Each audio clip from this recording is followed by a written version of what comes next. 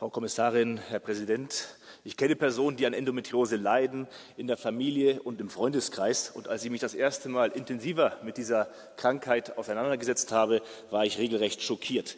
Bis zu 15% der Frauen in Europa leiden darunter, also gut jede 7. Frau. Und ja, es ist richtiges Leid. Schwere Schmerzen im Beckenbereich, Darmbeschwerden und ein massiv erhöhtes Risiko für Unfruchtbarkeit. Viele Frauen wollen Mütter werden, aber sie können es nicht wegen Endometriose.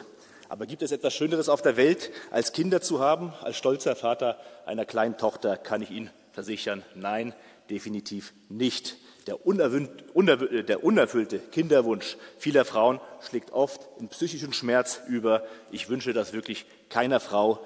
Neben dem individuellen Leid verursacht Endometriose einen enormen volkswirtschaftlichen Schaden. Durch Krankheitsausfall entsteht EU-weit ein Verlust in Höhe von etwa 30 Milliarden Euro. Umso erstaunlicher ist es, dass seit Jahrzehnten so wenig in Endometrioseforschung investiert wird. In Deutschland beispielsweise waren es bis zum Jahre 2022 über Jahrzehnte hinweg gerade einmal 500.000 Euro. 500.000 Euro über Jahrzehnte hinweg, das ist nichts, wirklich nichts.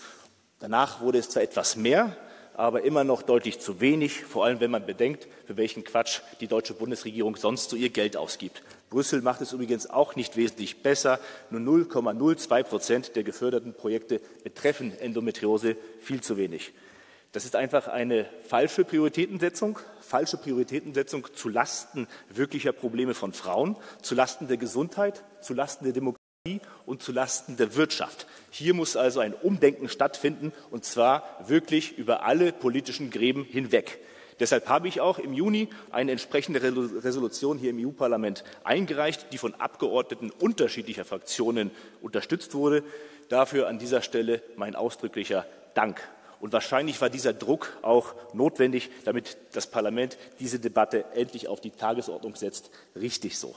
Endometrioseforschung ist chronisch unterfinanziert. Wir brauchen hier stärkere finanzielle Unterstützung, mehr Forschung, mehr Bewusstsein, mehr Aufklärung. Es ist in unser aller Interesse, und insbesondere die betroffenen Frauen haben das verdient. Vielen Dank.